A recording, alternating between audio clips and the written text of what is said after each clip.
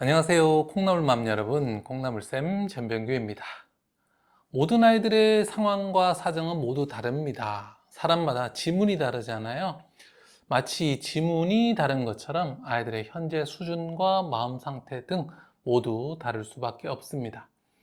그렇기 때문에 아이에게 좋은 교육을 하기 위해서는 우리 아이에게 맞는 교육법이 무엇인지 아는 게 중요할 텐데요. 그렇지 않다면 남자아이에게 치마를 입히는 것처럼 좀 적절하지 않은 교육이 될 수 있습니다. 좀 더 구체적으로 말하자면 그렇습니다. 아주 우수한 아이에게 적합한 교육을 평범하거나 혹은 뒤처진 아이에게 사용을 한다. 혹은 반대로 뒤처진 아이에게 적합한 교육 방법을 보통 이상 또 우수한 아이, 이미 지나간 아이에게 적용한다 라고 한다면 어떨까요? 당연히 효과가 별로 없을 겁니다. 마치 감기 환자에게 변비약을 먹이는 것처럼요. 그래서 오늘은 우리 아이의 현재 상황, 현재 수준에 맞는 교육 방법에 대해서 한번 알아보도록 하겠습니다. 오늘 영상을 보고 나시면 우리 아이의 수준, 그리고 그 수준에 맞는 교육이 무엇인지 감을 잡으실 수 있을 겁니다.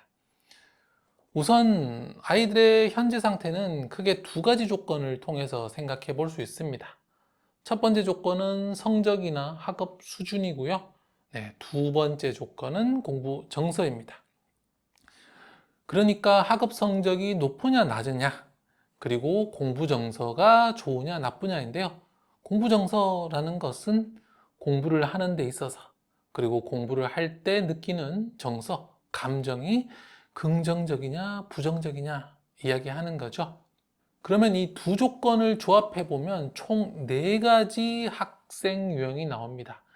네, 첫 번째는 성적도 높고 공부 정서도 좋은 고성적, 고정서 유형이 있겠고요. 두 번째로는 성적은 높은데 공부 정서는 좀 좋지 않은 고성적 정서 유형이 있겠습니다. 세 번째는 성적은 낮은데 공부 정서는 높은 저성적 고정서 유형이겠고요. 마지막 네 번째는 성적도 낮고 공부 정서도 나쁜 저성적 저정서 유형이 있겠습니다.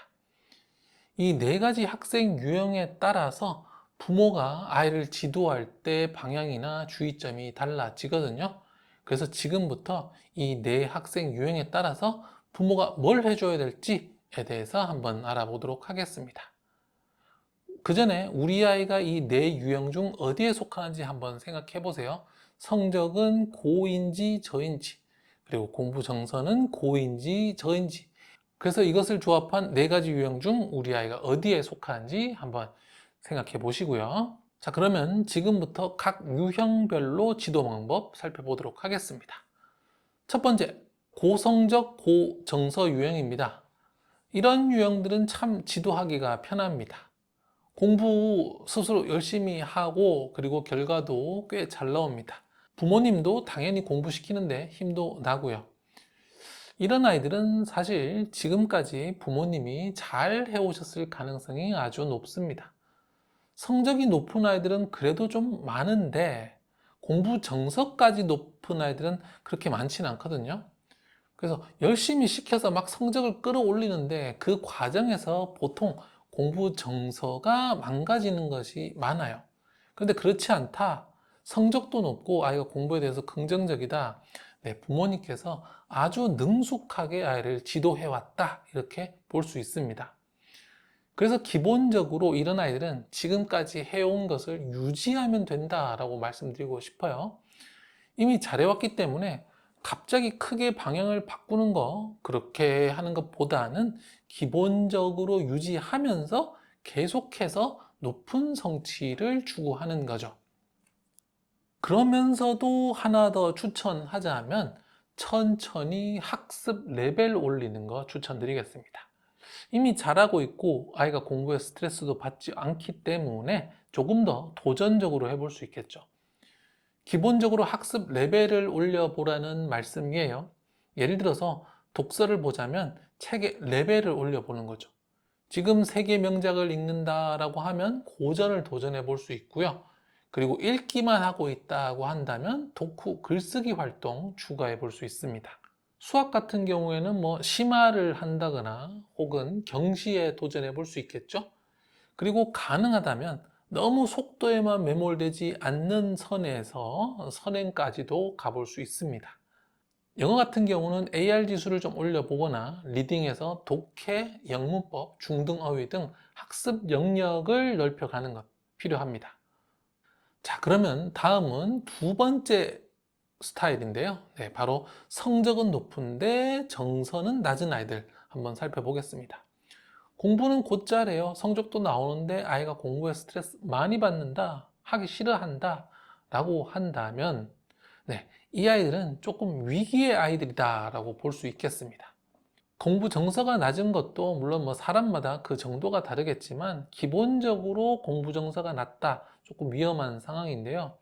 학년이 올라가면서 학습량이 더 늘거나 또는 아이의 공부 정서가 더 나빠지거나 혹은 사춘기가 온다, 이런 식으로 무언가 트리거가 생기잖아요. 그러면 이렇게 공부는 잘하는데 공부 정서가 낮은 아이들은 번아웃이 와서 굉장히 힘들어 하거나 공부를 완전히 놓는다거나 부모와의 갈등이 심각해지는 등 어떤 문제가 발생하기 쉽습니다. 그래서 주의가 필요한데요. 이런 아이들의 부모님의 경우는 속도 조절을 좀 잘 하셔야 되겠습니다. 물론 아이가 뭐 아직 전교 1등도 아니고 부모님 모시기에는 좀 부족한 면이 많이 있을 수 있습니다. 그래도 부모님이 조금 마음을 비우시면서 롱런할 수 있도록 조금 더 장기적인 시각으로 아이와 공부를 바라보실 필요가 있어요. 그러기 위해서는 학습 부담을 경감시켜 줘야 합니다. 학습량, 학습 속도 모두 조금씩 늦춰보시는 게 필요합니다. 단기적으로 보자면 아쉽지만 장기적으로 입시까지 가기 위해서 오히려 더 현명한 선택이 될 겁니다. 지금 하고 있는 공부를 한번 모두 나열해서 한번 보세요. 그리고 핵심을 중심으로 재정비하시는 것을 추천드립니다. 이거 하면 좋다, 저거 하면 좋다라고 하면서 계속 늘어난 공부들 있잖아요. 이런 것들 조금 줄여보는 겁니다. 옆집 아이는 이거 한다, 누구는 이거, 그렇게 해서 계속 늘어난 공부들, 사실 그렇게 하다 보면 끝도 없이 늘기 좋거든요. 그래서 나도 모르게 하나씩 늘어났던 공부들 다시 재정비하면서 뺄 걸 빼는 겁니다. 모든 공부가 그래요. 하면 좋습니다. 해서 뭐 나쁜 공부가 어디 있을까요? 그렇죠? 하면 다 좋은데, 그런데 그러다 보니까 너무 늘어나서 특히 고성적인 아이들은 이미 공부를 많이 하고 있는 아이들인데 계속 늘어나다 보니까 이제 정서가 나빠지는 저정서 상태에 빠지게 되죠. 그래서 이렇게 늘어난 양 때문에 힘들어하는 경우가 많아요. 우선 학원 한번 살펴보세요. 학원 줄일 거 줄이시고 문제집 뺄 거 빼시고 돈 들어간 거 이미 사놨다 너무 아까워하지 마시고, 네, 아이가 망가지는 것보다 학원비, 문제집비 조금 아까운 게 100배는 낫지 않을까요? 그리고 망가진 정서를 좀 회복하는 시간을 가져보세요. 일상생활하고 조금 쉬면서, 네, 산으로 들로 가족 나들이 좀 가면서 좀 쉴 수 있는 시간 주고 머리를 좀 식힐 수 있는 시간을 주세요. 기본적으로 고성적인 아이들은 공부할 능력이나 자세가 되어 있는 거거든요. 이런 아이들은 밀어붙일 때는 밀어붙여야 하지만 또 심리적으로 정서적으로 흔들릴 때는 이를 잘 받쳐주는 게 중요합니다. 능력이 있으니까 마음만 잘 추스리면 얼마든지 잘할 수 있습니다. 그러니까 머리 식히고 엄마 아빠랑 관계 회복도 하면서 정서 회복에 신경을 써주세요. 자, 다음은 이제 제 세 번째 유형입니다. 저성적 고정서. 네, 성적은 낮은데 공부에 대해서 크게 거부감이 없는 유형들. 이런 아이들은 많지는 않은데 기본적으로 어떤 아이들이냐? 부모님이 공부로 아이에게 크게 스트레스 주지 않은 경우입니다. 네, 독서든 뭐든 자기 좋아하는 거 하나 있고 그래서 뭐 공부하는 거 크게 스트레스 안 받는데 열심히 해본 적이 없는 거죠. 또 부모님이 스트레스 주는 게 싫어서 뭐 지 공부 지가 해야지 하고 그냥 놔둔 스타일들인데요. 그래서 아이가 공부에 스트레스를 받은 적이 없는 거예요. 그러니까 애가 어떨까요? 네, 해맑습니다. 아주 밝아요. 저성적 고정서인 아이들은 진짜 밝은 그 특유의 분위기가 있는데 잘 못하는데 항상 긍정적이고 밝고 뭐 하나 해보면 그래도 궁금해하고 알아보려고 하고 그런 특징을 보이거든요. 그래서 제가 볼 때 가장 가능성이 높은 아이들이 바로 이 아이들입니다. 저성적 고정서. 네. 이 아이들이 학습을 제대로 이렇게 밀어주고 도와주면 정말 그 성장을 엄청 빠르고 크게 할 수 있으니까 부모님이 조금만 더 신경을 써주시면 좋은데요. 이 아이들은 기본적으로 공부를 누가 시키지 않은 거예요. 그래서 부모님의 가이드가 필요합니다. 제대로 된 공부 가이드 제시해 주시고 공부 습관 잡아 주시면 크게 성장할 수 있습니다. 공부라는 게 뭐 꼭 잘해야만 사는 건 아닌데 잘하면 분명 유리하잖아요. 그래서 너무 이렇게 너무 믿어만 준다. 그냥 어떻게든 자기가 알아서 하겠지라고 놔두는 것도 좋은 것은 아닙니다. 조금 더 부모님이 적극적으로 관심을 가지고 도와주고 그리고 또 좋은 선생님, 또 좋은 멘토 만나면 크게 성장 가능합니다. 이렇게 자녀 교육에 관심은 있는데 또 억지로 시키지는 않고 그러셨다면 부모님께서 우선 아이의 공부 습관부터 잡아주세요. 스트레스 받지 않는 선에서 매일 꾸준히 공부하도록 도와주는 겁니다. 과목별로 공부를 가이드해 주세요. 그냥 공부해야 돼. 이렇게 하지 마시고 국어는 우리 뭐뭐 하자. 수학은 뭐뭐 하자. 이렇게 기본적인 틀을 제시해 주시는 겁니다. 적절한 학습 방법들 제시해 주신다면 더 이상 바랄 게 없겠죠. 그러면 아이들은 매우 크게 성장할 겁니다. 자, 마지막 사역력입니다. 네, 사역력은 저성적, 저정서 유형이죠. 성적도 낮고 공부에 대해서 매우 거부감이 큰 아이들입니다. 이런 아이들 같은 경우는 성격적으로도 약간의 문제를 보이는 경우가 사실 좀 많아요. 예를 들어서 공격적인 특성들, 부모나 선생님, 친구들에게 공격적인 말과 행동을 하는 경우가 있고요. 두 번째는 수동적인 특성 좀 많이 나타냅니다. 뭐든지 자꾸 안 하려고 해요. 시키면 겨우겨우 하고 스스로 하려는 거는 거의 없는 그런 모습 많이 보이는데요. 또 세 번째, 비관적인 특성 좀 보이는 경우가 많습니다. 희망적인 말 하는 것보다는 좀 부정적이고 비관적인 그런 이야기 많이 하죠. 공부를 못 하는데 하기도 싫고 하니까 좀 자신감도 없고 좀 다 싫고 귀찮고 화만 나고 그렇거든요. 그래서 이 공격적이고 수동적이고 비관적인 그런 특성들이 나타나는 겁니다. 그래서 이런 아이들에게는 가능성을 제시해 주시는 게 굉장히 중요합니다. 너는 못한다, 머리가 나쁘다, 너는 역시 그렇구나, 학원 보내봤자 소용이 없네, 이렇게 해도 안 되네, 이런 부정적인 이야기 절대 하지 마시고요. 사람은 원래 안 하면 못한다. 그리고 해보더라도 많은 도전이 필요하지 처음에는 잘 못한다. 그런데 하다 보면 누구나 잘할 수 있다.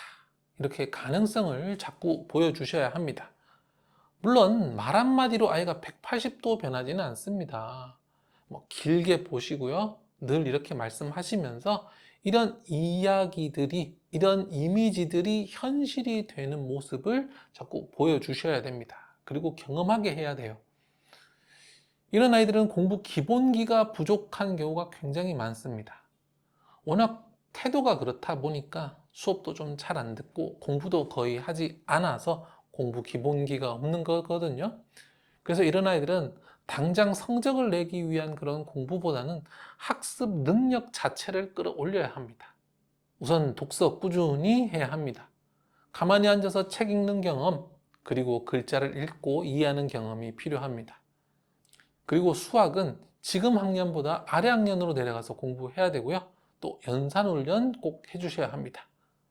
또 하부르타, 책 읽고 이야기하면서 남의 생각 듣고 자기 생각 말해보는 학교에서 수업 듣고 발표하는 그런 모습들을 가정에서 부모님과 함께 이야기하면서 듣고 말하고 이런 경험들이 좀 많이 필요합니다. 이런 것들이 되어야지 됩니다. 그래야 수업이 들리고요. 수업 중에 좀 딴 생각을 줄이고 집중할 수가 있거든요. 그렇게 하나하나 채워가다 보면 분명 아이의 정서가 바뀌는 날이 올 거고 성적이 오르는 날이 올 겁니다. 아이들의 수준은 모두 달라요. 공부 잘하는 아이도 있고 못하는 아이도 있고요. 그리고 공부 정서가 좋은 아이도 있고 나쁜 아이도 있죠. 중요한 것은 지금 우리 아이에게 맞는 교육을 해주는 겁니다. 성적이 높으면 높은 대로, 또 낮으면 낮은 대로, 공부 정서가 좋으면 좋은 대로, 낮으면 낮은 대로 해줄 것이 있거든요. 오늘 영상을 통해서 우리 아이에게 무엇을 해주어야 할지, 가장 중요한 것이 무엇인지 찾으셨기를 바랍니다. 네, 저는 계속해서 좋은 교육 정보로 돌아오겠습니다. 감사합니다. 콩나물쌤이었습니다.